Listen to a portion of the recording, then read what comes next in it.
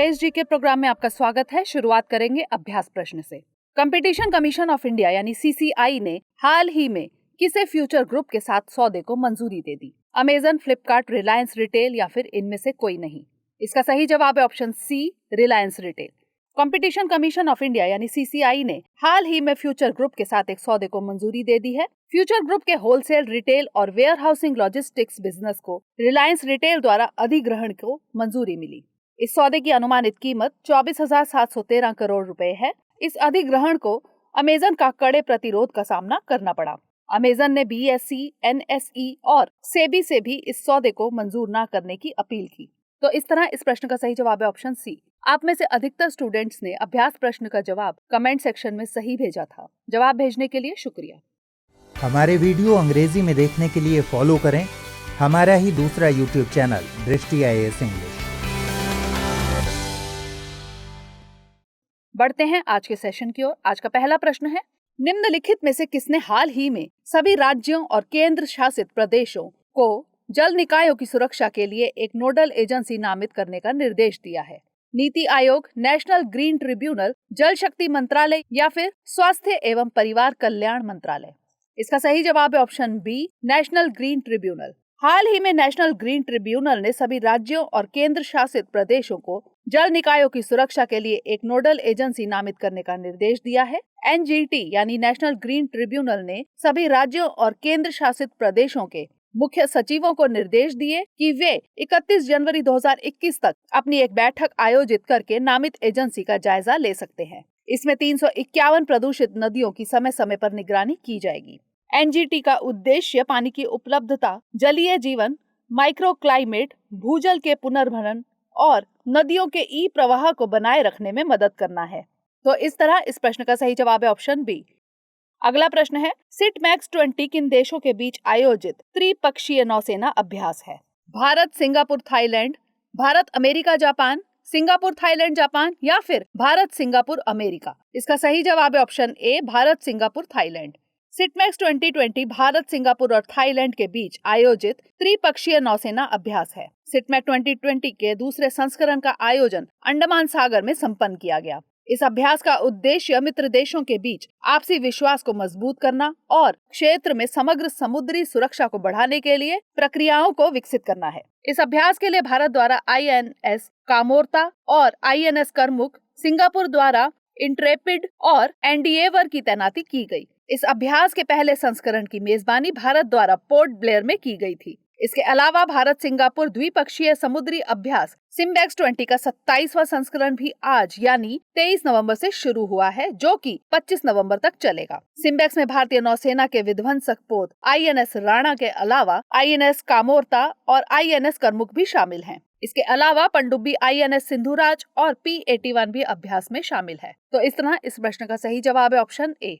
अगला प्रश्न है, 2023 में निम्नलिखित में से कौन सा देश G20 शिखर सम्मेलन की मेजबानी करेगा? जर्मनी, भारत, अमेरिका या फिर चीन? इसका सही जवाब है ऑप्शन बी, भारत। 2023 में भारत G20 शिखर सम्मेलन की मेजबानी करेगा। यह सम्मेलन 2021 में इटली में, 2022 में इंडोनेशिया में, 2023 में भारत में और 2024 में ब्राजील में आयोजित किया जाएगा। G20 सम्मेलन का उद्देश्य एक मजबूत, टिकाऊ, समावेशी और संतुलित पोस्ट कोविड-19 युग बनाना है। आपको बता दें कि 2022 में भारत इस सम्मेलन की अध्यक्षता करने वाला था, जिसे भारत के आग्रह पर बदल दिया गया। तो इस तरह इस प्रश्न का सही जवाब है ऑप्शन बी। अगला प्रश्न है, हाल ही में IMF ने G20 के निर्धन देशों की कर्ज माफी को विस्तारित करने की बात कही है। IMF की स्थापना कब की गई थी? 1940, 1944, 1950 या फिर 1962? इसका सही जवाब है ऑप्शन बी, 1944। हाल ही में IMF ने G20 के निर्धन देशों की कर्ज माफी को विस्तारित करने की बात कही है। IMF की स्थापना 1944 में की गई थी। IMF की प्रबंध निदेशक क्रिस्टालिना जॉर्जीवा ने भी इस प्रस्ताव का समर्थन किया और कहा कि ऋण शोधन ढांचे को तुरंत और प्रभावी ढंग से संचालित करना महत्वपूर्ण है। तो इस तरह इस प्रश्न का सही जवाब है ऑप्शन बी। अगला प्रश्न है, हाल ही में उत्तर प्रदेश के किस शहर में खादी प्रदर्शनी आयोजित की गई है? मथुरा, आगरा, वाराणसी या फिर प्रयागराज? इसका सही जवाब है ऑप्शन सी, वाराणसी। उत्तर प्रदेश के वाराणसी में आयोजित खादी प्रदर्शनी में उच्च कोटि के खादी उत्पादों को शामिल किया गया है। इनमें कश्मीरी शहद और उत्तराखंड के ऊनी परिधान काफी चर्चा में रहे हैं। इस प्रदर्शनी को खादी एवं ग्राम उद्योग आयोग यानी KVIC द्वारा आयोजित कराया गया। यहाँ पश्चिम बंगाल से मलमल के कपड़े, जम्मू कश्मीर से पश्मीना शॉल और ऊन को पसंद किया गया है। आपको बता दें कि वर्तमान में वाराणसी में 134 खादी संस्थान काम कर रहे हैं, जहां कुल कार्यबल का लगभग 80% हिस्सा महिलाओं का है। तो इस तरह इस प्रश्न का सही जवाब है ऑप्शन सी। अगला प्रश्न है, हाल ही में किस राज्य ने सट्टेबाजी वाले ऑनलाइन गेम पर रोक लगाने के लिए अध्यादेश जारी किया है? केरल, तमिलनाडु, कर्नाटक या फिर बिहार? इसका सही जवाब है ऑप्शन बी, तमिलनाडु।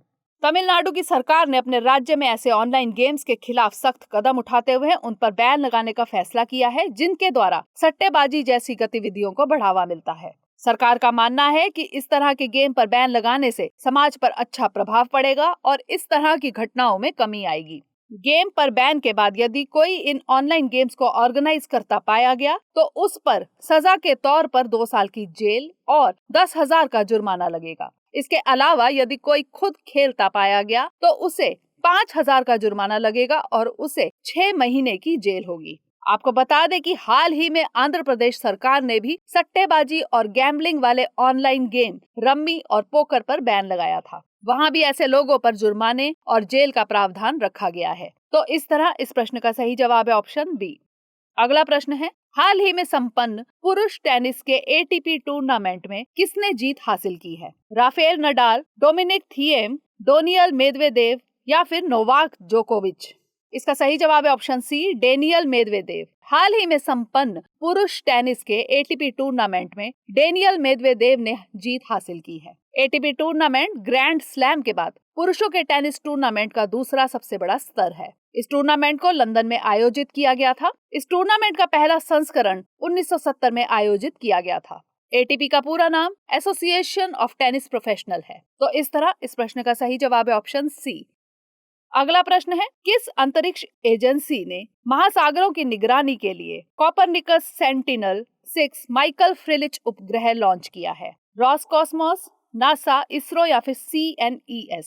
इसका सही जवाब है ऑप्शन बी, नासा। नासा ने महासागरों की निगरानी के लिए कोपरनिकस सेंटिनल-6 माइकल फ्रिलिच उपग्रह लॉन्च किया है। सैटेलाइट को SpaceX फाल्कन 9 रॉकेट से लॉन्च किया गया। जलवायु परिवर्तन को समझने में प्रमुख घटकों में से एक महासागर की ऊंचाई को मापना है। यह उपग्रह समुद्र के स्तर का अवलोकन करेगा और वैश्विक समुद्र स्तर में वृद्धि को मापेगा। उपग्रह का नाम पृथ्वी वैज्ञानिक माइकल फ्रिलिच के नाम पर रखा गया है। वे 2019 में नासा से सेवानिवृत्त हुए। तो इस तरह इस प्रश्न का सही जवाब है ऑप्शन बी। अगला प्रश्न है, हाल ही में भारत के किस राज्य ने गौशालाओं के लिए गाय उपकर लगाने की बात कही है? उत्तराखंड, बिहार, मध्य प्रदेश या फिर उत्तर प्रदेश? इसका सही जवाब है ऑप्शन सी, मध्य प्रदेश। हाल ही में मध्य प्रदेश राज्य ने गौशालाओं के लिए गाय उपकर लगाने की बात कही है। यह बात गौ कैबिनेट की पहली बैठक के दौरान कही गई। पशुपालन, वन, पंचायत और ग्रामीण विकास, राजस्व, गृह और किसान कल्याण विभाग के मंत्री इस कैबिनेट का हिस्सा होंगे। राज्य की आंगनवाड़ियों में बच्चों को गौशालाओं से खरीदे जाने वाले गाय का दूध प्रदान किया जाएगा। आपको बता दें कि मध्य प्रदेश में गाय की 4 देशी नस्लों मालवी, निमरी, कंकथा और गावलो के संरक्षण और संवर्धन के लिए एक कार्य योजना बनाई जाएगी। तो इस तरह इस प्रश्न का सही जवाब है ऑप्शन सी। अगला प्रश्न है, हाल ही में आपराधिक वित्त और क्रिप्टो करेंसी पर वैश्विक सम्मेलन का आयोजन किया गया। यह इस सम्मेलन का कौन सा संस्करण है? तीसरा, चौथा, पांचवा या फिर छठा? इसका सही जवाब है ऑप्शन बी, चौथा। हाल ही में आपराधिक वित्त और क्रिप्टो करेंसी पर वैश्विक सम्मेलन का आयोजन किया गया। यह इस सम्मेलन का चौथा संस्करण है। आपराधिक वित्त और क्रिप्टो करेंसी पर वैश्विक सम्मेलन का आयोजन इंटरपोल, यूरोपोल और बेसेल इंस्टीट्यूट ऑन गवर्नेंस द्वारा किया गया। इस सम्मेलन ने क्षमता निर्माण के उपायों, वर्चुअल संपत्ति की जांच के तरीकों पर और मनी लॉन्ड्रिंग को रोकने के लिए स्पष्ट विनियामक ढांचे की स्थापना पर जोर दिया। तो इस तरह इस प्रश्न का सही जवाब है ऑप्शन बी। अब बारी है आज के अभ्यास प्रश्न की। निम्नलिखित में से किसने पीजी आयुर्वेद शिक्षा को कारगर बनाने के लिए अधिसूचना जारी की है? शिक्षा मंत्रालय, नीति आयोग, ICMR या फिर central council of Indian medicine? इसका उत्तर हमें कमेंट सेक्शन में जरूर भेजिएगा। अगले सेशन में नए प्रश्नों के साथ मिलेंगे, तब तक के लिए धन्यवाद।